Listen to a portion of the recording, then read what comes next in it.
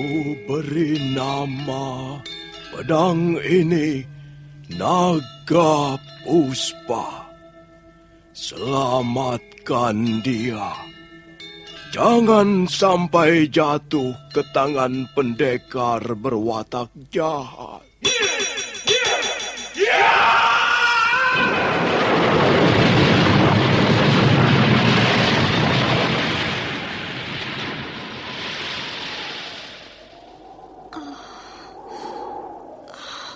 Kakang Kamandanu, kau masih juga tidak percaya bahwa aku mencintaimu. Mesin, maafkan aku, Mesin. Mesin. Mesin!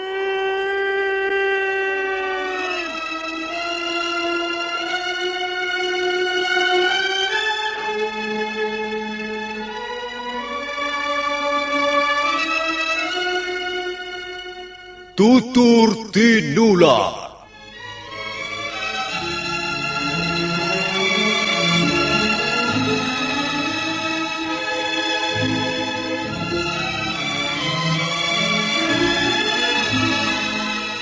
Sebuah sandiwara radio serial, produksi Sanggar Cerita dan Teater Sanggar Prativi.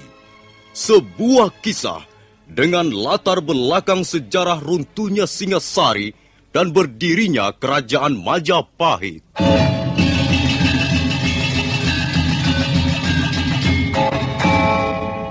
Sandiwara ini didukung oleh pemain-pemain radio yang sudah ternama. Ferry Fadli, Ivone Rose, dan Eli Ermawati.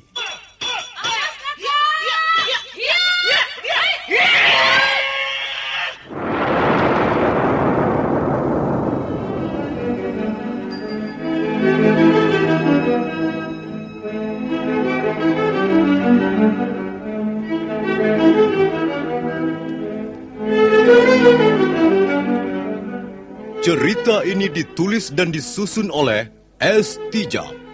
Teknik dan montase dikerjakan oleh Rudi Tinangon dan Joko SP. Sutradara EWS Yuwono. Kali ini mengetengahkan episode pertama dengan judul Pelangi di Atas Kurawa.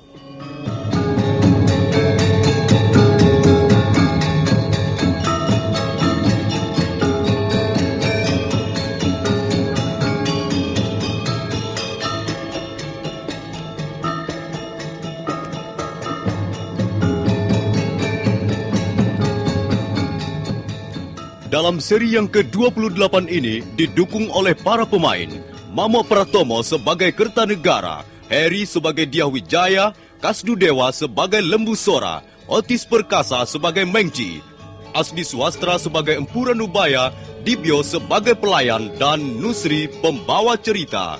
Selamat menikmati. Prabu Kertanegara memimpin pertemuan di Balai Paseban Agung yang dihadiri para pembesar kerajaan. Hadir pula ketiga utusan dari negeri Mongolia. Suasana menjadi tegang begitu pembicaraan sampai ke masalah pembunuhan seorang prajurit Singasari di pintu gerbang istana. Aku sangat menyesalkan mengapa hal ini bisa terjadi. Kami pun sangat menyesalkannya, Tuan. Tutup mulutmu. Aku yang akan bicara, bukan kau. Bukan siapa-siapa. Akulah yang akan memutuskan perkara ini. Tapi kami juga punya hak untuk bicara. Aku raja di sini. Dan kami adalah utusan seorang raja pula. Kami datang kemari mengemban titah seorang raja besar, seorang kaisar yang sudah menaklukkan seluruh daratan Cina dan bahkan sampai ke negeri Campa. Tuan Kertanegara tidak pada tempatnya memandang rendah kehadiran kami, ya. Siapa itu yang memandang rendah? Kau jangan memutar balikkan cerita. Justru kalian inilah utusan yang tidak tahu diri. Aku ragu-ragu sekarang. Apakah kalian sekedar utusan ataukah mata-mata kerajaan asing? Kalau tuanku seorang raja besar, tuanku tidak akan berkata seperti itu. Mana buktinya bahwa kami mata-mata? Kami datang secara baik. Kami datang melalui pintu gerbang depan dan bukan menyelinap melalui pintu belakang. Apapun yang kau katakan, kehadiran kalian di sini telah membuat keributan. Bahkan telah menyebabkan kematian salah seorang prajuritku. Kalau soal kematian prajurit Singasari itu mau Tuan jadikan suatu perkara, kami berhak untuk membela diri kami. Kami justru tidak tahu apa-apa. Kami diserang oleh 2 orang prajurit. Dan hal seperti itu terjadi sampai 2 kali. Yang pertama kami alami waktu berada di rumah penginapan. Kalau soal tuntut-menuntut, kamilah seharusnya yang menuntut. Karena kami telah diperlakukan dengan seenaknya. Kami tidak dihargai sebagai utusan dan kami telah ditelantarkan. Aku tidak pernah mentelantarkan tamu-tamuku. Kalau memang tamu itu pantas mendapat penghargaan yang semestinya. Jadi menurut Tuan, kami tidak pantas mendapat penghargaan. Kalian mabok-mabok di negeri yang kalian kunjungi. Kalian membuat keributan hingga salah seorang prajurit kami terbunuh. Apakah itu perbuatan utusan yang pantas mendapatkan penghargaan? Kalian harus bisa berkaca dengan baik sebelum pergi kemana-mana.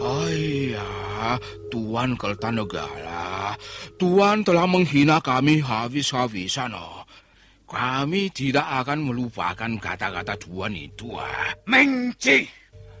Kalau kau tidak terima, kau boleh melaporkan hal ini kepada kaisarmu.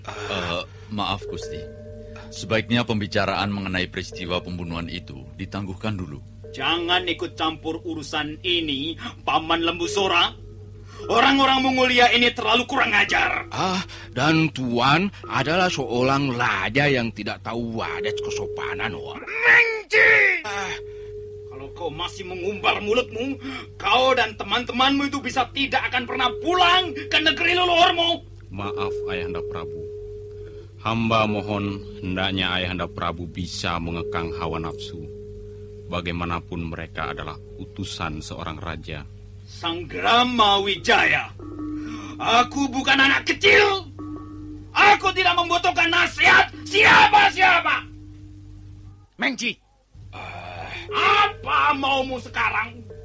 Katakan, mumpung aku masih duduk di singgasana ini. Kami hanya menyayangkan. Sebenarnya negeri ini indah sekali, tapi kami tidak akan tinggal di sini terlalu lama. Aku pun tidak membutuhkan kehadiranmu di sini terlalu lama. Aku tidak pernah mengundangmu. Kalau kalian tidak kerasan, kalian boleh pergi segera dari sini. Kami akan segera pergi setelah mendapat jawaban surat dari pemerintah Singasari. Hei, dengar! Kalian tidak akan pernah mendapat jawaban surat itu. Kalau begitu, artinya Tuan telah menghina raja kami, Kau boleh mengatakan demikian pada Kublai Khan. Nah, lihat. Aku tidak sudi menjawab surat kaisarmu. Singasari tidak pernah memandang perlu bersahabat dengan negeri Mongolia.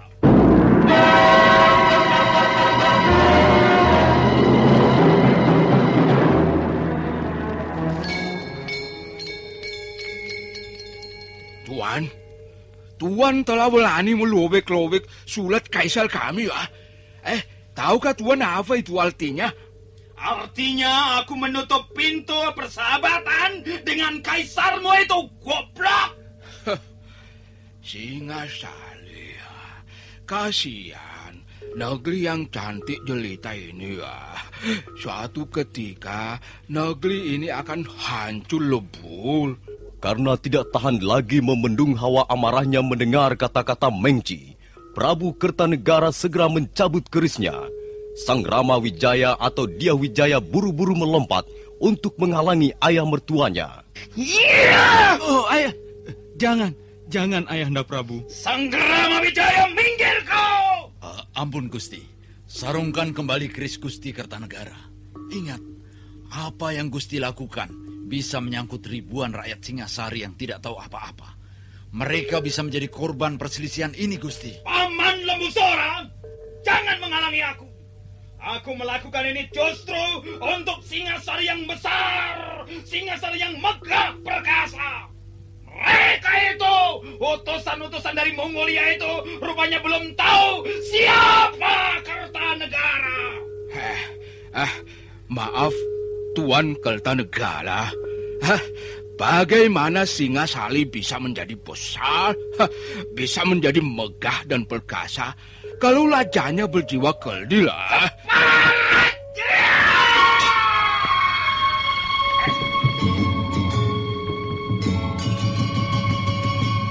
Gerakan Prabu Kertanegara sangat cepat, terbawa oleh hawa amarah yang hebat. Keris di tangannya membabat leher Mengci, tapi Mengci segera menangkis dengan pedangnya. Sabetan yang kedua menyusul, dan kali ini Mengci terlambat menghindar hingga wajahnya menjadi korban. Darah menetes di lantai Balai Paseban Agung. Sambil meraba wajahnya yang terluka, utusan dari Mongolia itu menuding ke arah Prabu Kertanegara. Kau raja yang tak tahu adat kesopanan, wah. Kau berani melukai seorang utusan? Aku tidak terima. Aku akan melaporkan hal ini pada Kaisar. Laporkan pada Kaisarmu. Tidak, nantinya Kertanegara akan jadi gentar.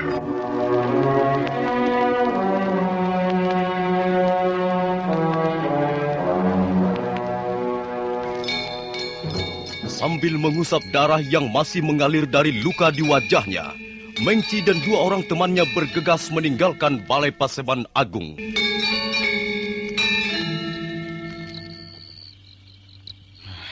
Ayahanda memang keterlaluan. Kalau utusan yang bernama Mengci itu tidak segera mundur dan menyarungkan pedangnya, dia bisa pulang ke negerinya tinggal nama. Hamba yakin peristiwa ini akan membawa buntut kelak di kemudian hari, Gusti. Ya, kita telah gagal mengendalikan Ayahanda. Darah sudah memercik di lantai Paseban Agung. Ya, semuanya sudah terjadi, Gusti. Mau tidak mau, kita semua harus berani memikul akibatnya. Kalau sewaktu-waktu Kubilaikan mengirim bala tentara ke Singasari, kita harus melawan mereka sampai titik darah yang terakhir. Saya tak habis pikir, Paman Lembusora. Mengapa Ayahanda Prabu tidak berpikir panjang? Mengapa selalu terburu nafsu? Oh iya, Gusti Sang Rama Wijaya. Bagaimana beritanya mengenai Pranaraja? Pranaraja gagal meredakan kemarahan Mengci itu. Orang-orang Mongolia itu langsung meninggalkan rumah penginapan menuju pantai Tuban. Maaf, Gusti. Kalau Pranaraja gagal, mengapa Gusti tidak mengulanginya? Maksud Paman, aku harus membujuk mereka itu. Apakah itu ada gunanya, Paman Busora? Hamba tidak dapat memastikan apakah ada gunanya atau tidak. Tetapi bukankah setiap usaha perlu dicoba? Kalau Gusti menyusul mereka sekarang ini, hamba rasa masih punya kesempatan untuk menemui mereka. Baiklah. Aku kira saran Paman Lembusora cukup masuk akal. Bukan kita takut berperang melawan bala tentara Kubilaikan, Gusti. Tapi masih banyak persoalan di dalam negeri yang perlu ditangani. Terutama masalah kerusuhan yang melanda Singasari. Baiklah, Paman. Tolong siapkan kudaku. Kita berangkat secara diam-diam melewati pintu gerbang samping kiri. Sang Rama Wijaya atau Dyah Wijaya, putra mantu Sang Prabu Kertanegara, malam itu juga berangkat menyusul Mengci dan dua orang temannya. Lembusora mengiringi di belakangnya. Malam itu mereka terus berkuda melintasi beberapa buah desa. Mereka hanya istirahat beberapa saat saja di desa Mameling. Menjelang pagi hari, mereka memasuki perbatasan desa Sarwadharma. Dan secara kebetulan sekali, mereka bertemu dengan Mengci dan dua orang temannya di depan sebuah bangunan candi.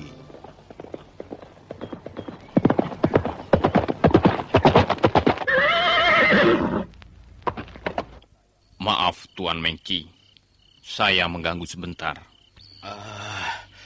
Saya seperti pernah melihat Tuan. Beliau adalah Gusti Sang Ramawijaya, putra mantu Sang Prabu Kertanegara. Apakah Tuan diutus Kertanegara untuk minta maaf pada kami ya? Saya sangat menyesalkan peristiwa di Balai Paseban Agung kemarin. Dan secara pribadi saya ingin minta maaf pada tuan-tuan. Raja Singasari itu berhati culas.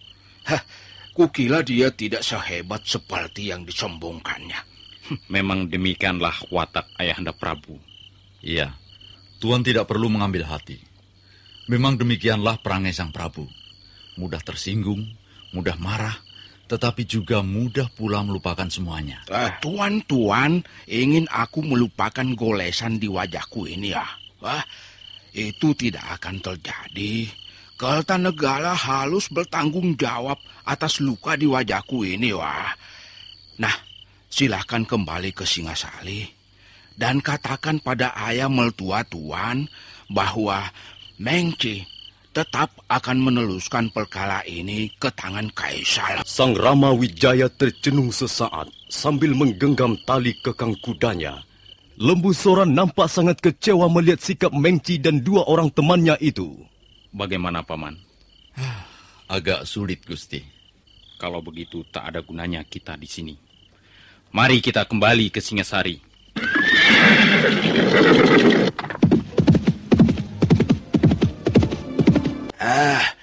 Mana guci tuaknya? Mana, kasihan mangkokku ini sudah kosong dari tadi. Ayo. Tambah tuanya, Pak Tua. Iya, semangkok lagi. Ayo. Tapi jangan sampai mabok ya. Kalau takut mabuk jangan masuk rumah minum.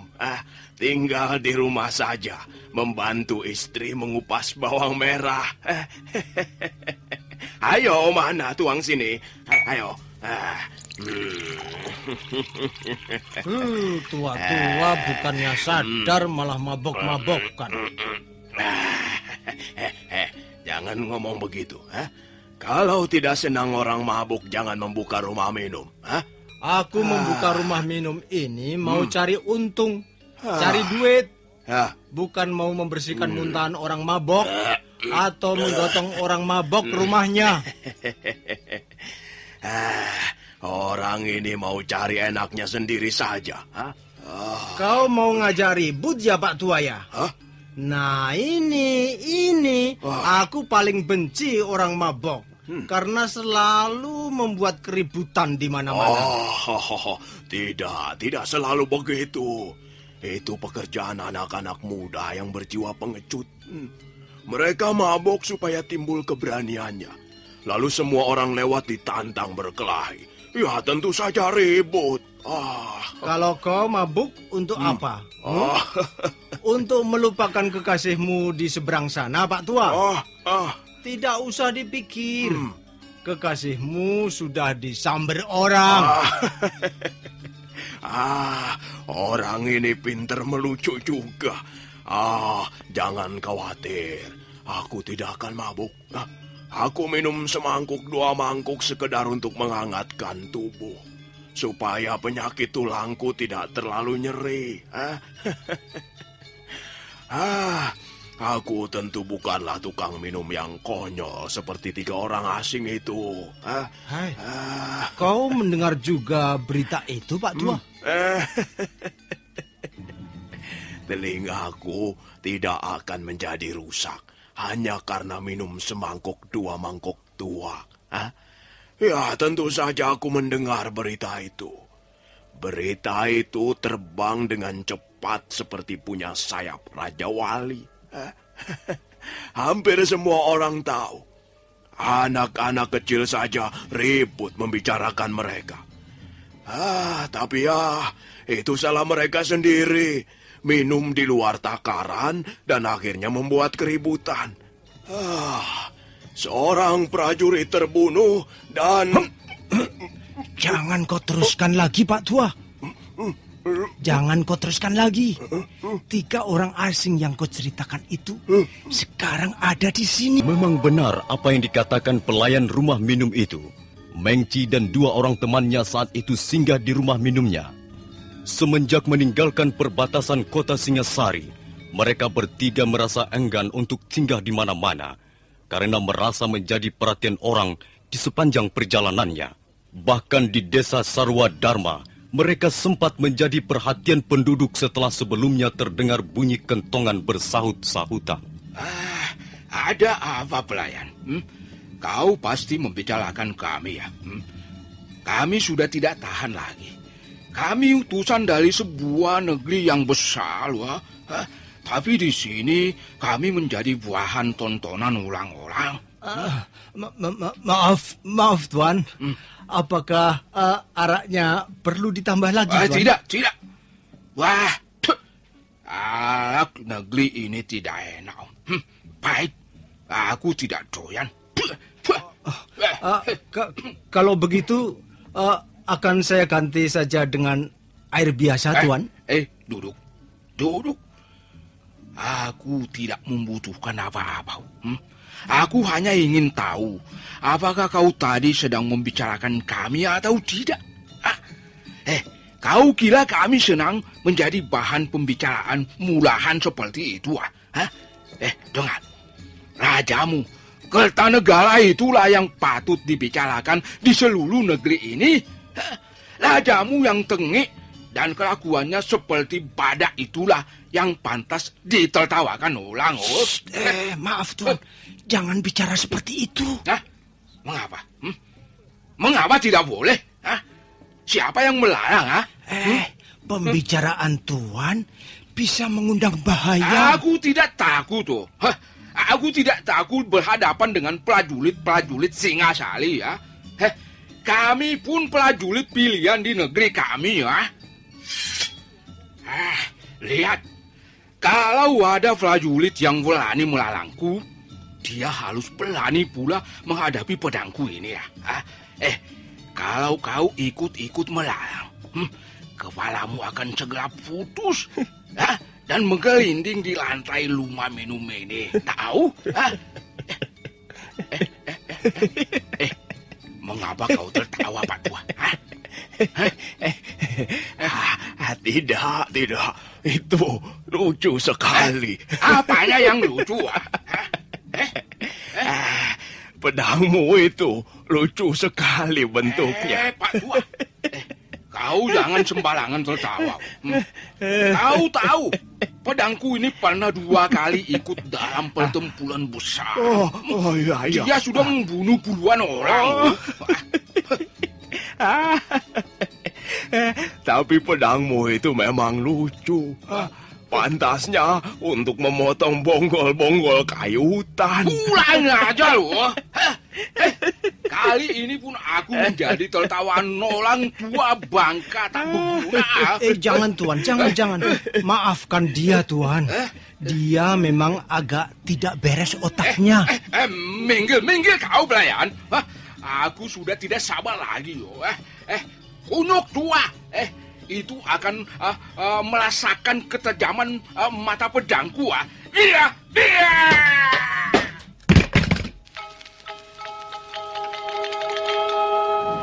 Karena marahnya, Mengci menebaskan pedangnya ke arah Pak Tua yang segera melompat ke samping. Pedang yang besar itu berkelebat dan akhirnya membelah menjadi 2 sebuah meja minum. Sabar, Tuan Kucir, sabar. Kurang ajar. Tuan Kucil. Kau berani mempermainkan aku. Ayo keluar. Kita bertanding di halaman sana. Tidak mau. Keluar, Pak Tua. Aku menantangmu berlaga. Tidak mau. Sudah dibilang tidak mau, kok masih maksa juga. Tuan Mengci. Ada apa? Agaknya orang tua itu mempunyai kepandaian ilmu silat. Dia sama sekali tidak menunjukkan rasa takut melihat kilatan mata pedang. Apa? Takut?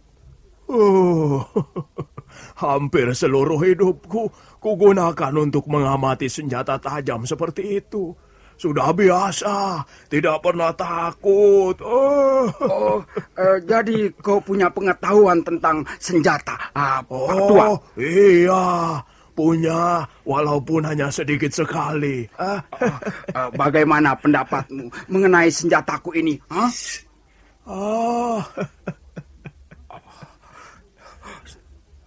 Sudah hampir 10 tahun lamanya pedang ini tergantung di pinggangku. Coba lihat. Orang-orang di negerimu kok senang dengan senjata yang ukurannya besar-besar ya. Iya. Karena dengan pedang yang besar, kami dapat membabat sekaligus 2 orang musuh. Begitu. Bagaimana Pak Tua? Pedangmu ini masih agak lebih baik dibanding kepunyaan Tuan Kucir yang marah-marah itu. Apa? Kau bilang pedangku jelek? Iya. Pedangmu itu sangat buruk mutunya. Buatannya saja sangat kasar. Pedang bagi kami bukanlah untuk balang pajangan. Jadi soal buatannya halus atau kasar, itu tidak penting. Lalu yang penting apanya? Yang penting ketajamannya. Iya. Kau lihat sendiri tadi. Meja minum itu terbelah menjadi 2 kena babatan pedang ini. Iya. Ya, tentu saja. Meja minum itu terbuat dari kayu yang lunak. Baiknya, kau jangan menghina pedangku ini, Pak Tua. Kalau kau tidak percaya, mari kita buktikan di luar. Hayo. Kau boleh menggunakan senjata apa saja. Dan aku akan menggunakan pedang ini. Nah, iya. Mari kita buktikan senjata siapa yang lebih hebat. Aku tidak butuh omongan. Aku butuh balang bukti. Iya. Baiklah. Tapi karena aku ini orang tua, sudah tidak pantas lagi melompat-lompat sambil bermain pedang. Maka aku punya cara lain untuk menerima tantanganmu itu, Tuan Kucir. Orang tua itu keluar ke halaman diikuti oleh Mengci dan 2 orang temannya. Pelayan rumah minum bersungut-sungut sambil membenahi mangkok yang pecah dan meja yang terbelah. Tapi kemudian dia pun keluar untuk melihat apa yang akan dilakukan oleh Pak Tua yang aneh. Coba lihat sebentar pedang Tuan. Ayo. Awas. Kalau kau mempermainkan aku ya. Tuhan ini mudah benar mengkhawatirkan seseorang. Tidak ada yang mempermainkan Tuhan. Bukankah Tuhan ingin bukti?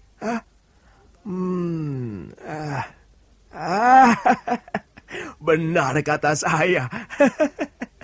Pedang ini jelek, buatannya kasar, juga tidak tajam. Lembek. Mana buktinya? Mana buktinya? Aku mau lihat. Tuan nanti yang akan membuktikannya sendiri. Saya hanya akan membantu saja. Lihat. Sewaktu saya berjalan-jalan tadi pagi, saya menemukan sebuah batu. Lihat. Ini. Batu ini cukup sederhana. Tidak ada yang aneh, bukan? Pak Tua. Apa kau bermain sulap, Di negeri kami permainan sulap sudah tidak aneh lagi, ya. Anak-anak kecil pun sudah bisa melakukannya. Tunggu. Ini bukan sulap, bukan pula sihir. Ini hanyalah suatu cara untuk membuktikan bahwa pedang Tuhan itu jelek. Ulang aja. Ayo, cepat buktikan kata-katamu, Pak Tua. Jangan membuat lawakan yang tidak lucu. Tuan ini agaknya tergolong bukan orang yang penyabar. Aku sudah muak melihat tingkah lakumu. Awas, kalau sampai nanti kau tidak bisa membuktikan kata-katamu, akan kupotong lidahmu itu. Baik. Baiklah. Nah, sekarang lihatlah.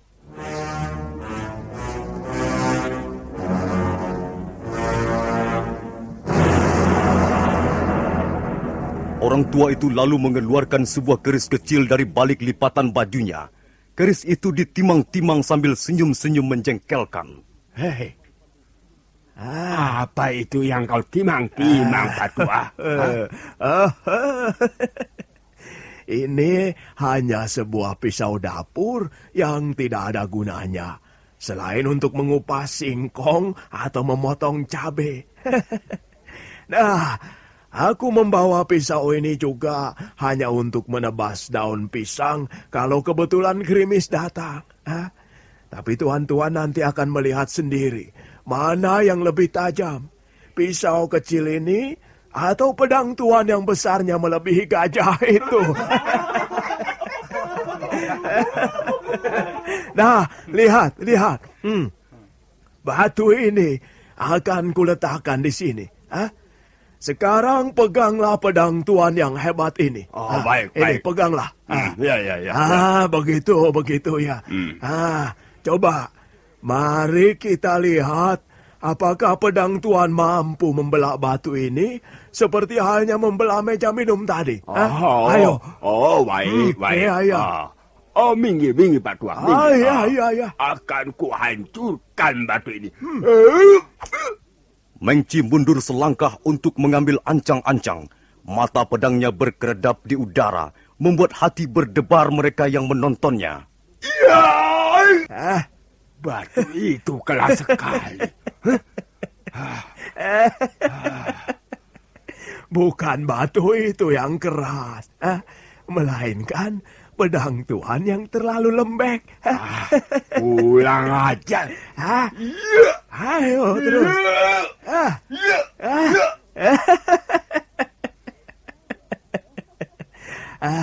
Bagaimana?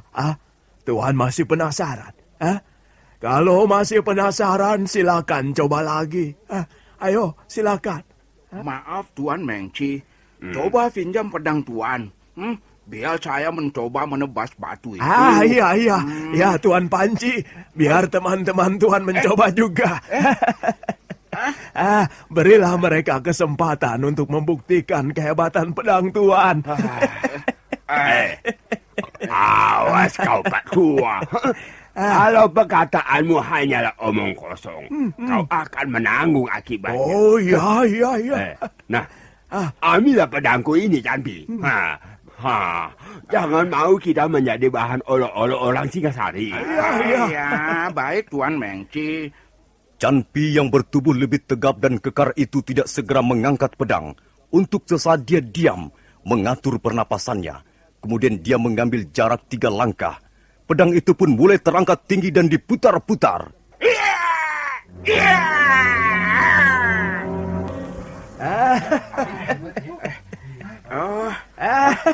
Maaf Tuan Mengci, pedang Tuan patah menjadi 2. Barangkali saya terlalu keras memukul batu itu. Kurang ajar kau, Pak Tua. Iya. Memang tenaga teman Tuan itu besar sekali. Pantas kalau pedang Tuan patah menjadi 2. Sekarang kau harus bisa membuktikan bahwa pisaumu itu yang butut lebih hebat dari pedangku ini. Ayo cepat buktikan, Pak Tua. Ayo. Baiklah. Memang sudah saatnya tuan-tuan menyaksikan sendiri ilmu pembuatan senjata di tanah Jawa ini. Nah, aku akan membuktikannya. Orang tua aneh itu lalu duduk bersila di halaman dengan tenangnya. Tangan kirinya menggenggam batu persegi panjang, sedang tangan kanannya memegang keris kecil. Kemudian dia mulai bekerja, menyayat-nyayat batu itu seperti halnya menyayat sepotong kayu bakar. temannya, juga mereka yang menonton di halaman rumah minum itu ternganga keheranan. Tapi orang tua itu sama sekali tidak mempedulikannya. Dia terus menyayat batu persegi dan abunya ditiup ke tanah. Tuan Menci, orang tua itu luar biasa. Iya, apa dia sedang memperlihatkan suatu sihir? Saya rasa itu bukan sihir.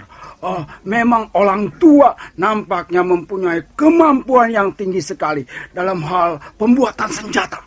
Orang tua aneh itu terus saja menyayat batu. Dan kini batu persegi panjang itu mulai berubah bentuknya. Keringat orang tua itu sampai menetes, mengalir melalui leher dan pipinya yang keriput. Pada saat itu muncul seorang lelaki dari kerumunan orang-orang. Guru, apa yang guru lakukan di sini?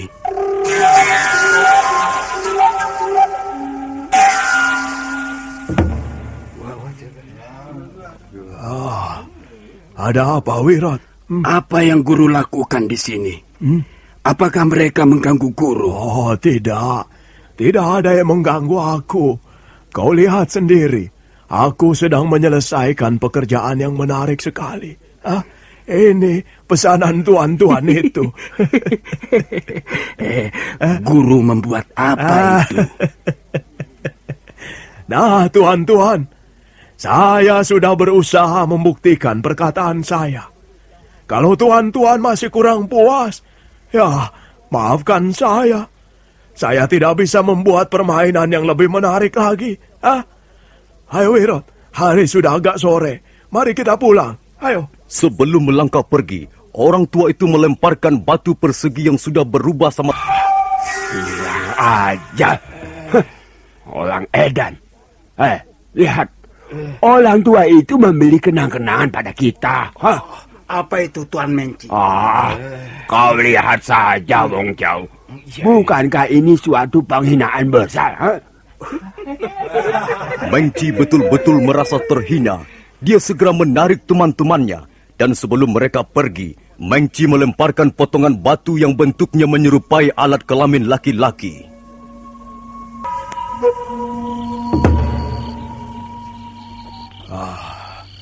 Wirot. Iya, Guru. Saya ada di sini, di samping Guru. Iya. Aku merasakan sesuatu yang lain malam ini, Wirot. Apa maksud Guru? Aku merasa akan terjadi suatu peristiwa yang tidak menyenangkan hati kita. Guru jangan berpikir yang bukan-bukan. Barangkali Guru terlalu banyak minum tadi sore. Iya. Akhir-akhir ini aku memang agak banyak minum. Setiap hatiku sedih, merasa hidupku sudah gagal. Aku selalu haus untuk minum tuak. Guru harus banyak istirahat. Guru harus menjaga tubuh dan kesehatan Guru. Iya. Sudah beberapa bulan kita hidup tidak menentu seperti ini, Wirot. Wirot, aku ada pesan untukmu. Kalau nanti kau tidak bersamaku lagi, kau jangan bersedih hati. Tidak. Tidak, Guru. Saya akan selalu bersama-sama Guru. Saya akan selalu di samping Guru. Ada apa, Wirot? Saya mendengar desir langkah manusia, Guru. Saya khawatir 3 orang asing yang di rumah minum itu tidak terima dan datang untuk membalaskan sakit hatinya. Ya, biarkan saja orang-orang itu. Mereka terlalu sombong. Dan aku hanya ingin membukakan kelopak matanya sedikit saja. Sudahlah. Aku ngantuk sekali. Aku mau tidur, Wirot. Tidurlah, Guru. Saya akan mencari air bersih untuk minum kita besok pagi. Sebuah perahu tongkang berguncang-guncang di tepian sungai. Beberapa titik cahaya lampu minyak berkelip-kelip di atas geladak. Mengci yang sudah tiba kembali di atas perahunya tidak segera melepaskan tambang dan berangkat mengarungi lautan. Dia masih kesal atas peristiwa di rumah minum. Dia benar-benar merasa terhina sekali. Sambil menggenggam pedang yang tinggal sepotong, orang Mongolia itu berjalan mondar-mandir di atas geladak. Wong Chow, sahabatnya, duduk merenung di bibir geladak sambil memandang riak air sungai Sugalu yang berwarna keperak-perakan. Sial. Perjalananku kali ini benar-benar sial. Lihat, wajahku terluka dan pedangku menjadi buntung. Sudahlah Tuan Mengci. Kami pun merasa sial. Kita benar-benar telah mendapat penghinaan yang besar. Aku harus bisa membalas sakit hatiku ini. Nah, itu Canpi sudah datang. Bagaimana Canpi? Sudah kau temukan tempat tinggal si tua waka itu? Sudah Tuan Mengci. Bagus. Dia tinggal bersama mulitnya di sebuah gubuk liar, tak jauh dari tepian sungai ini. Apakah tempat itu cukup sepi? Cukup sepi, Tuan. Gubuk itu jauh dari perkampungan. Bagus. Bagaimana? Apa kau sudah siap, Wong Chow? Sudah, Tuan. Bagus. Saya sudah menyiapkan racun asap yang ampuh sekali. Saya kira orang-orang tua itu, sekalipun dia sakti, tidak bakal tahan melawan racun asap ini. Kalau begitu, mari kita berangkat. Mari. Mengci dan dua orang temannya segera turun dari geladak perahu tongkang, kemudian berjalan menyusuri tepian sungai. Canpi berjalan paling depan sebagai penunjuk jalan. Tak lama kemudian, nah, ini gubuknya, Tuan. Mungkin mereka sudah tidur pulas. Aku tidak mendengar suara apapun dari dalam gubuk. Bagaimana, Tuan? Apakah saya harus bekerja sekarang? Ya. Ambillah racun asapmu itu cepat. Ya. yang memang ahli racun itu segera melangkah mengendap ke arah gubuk. Dia membuat sebuah lubang kecil pada dinding gubuk dengan jari telunjuknya. Kemudian dia memasukkan sebuah pipa kecil dan meniup lubang pipa itu perlahan-lahan. Asap putih kebiru-biruan mengalir dari ujung pipa. Empu Ranubaya yang memang sudah tidur pulas sama sekali tidak menyadari datangnya bahaya itu.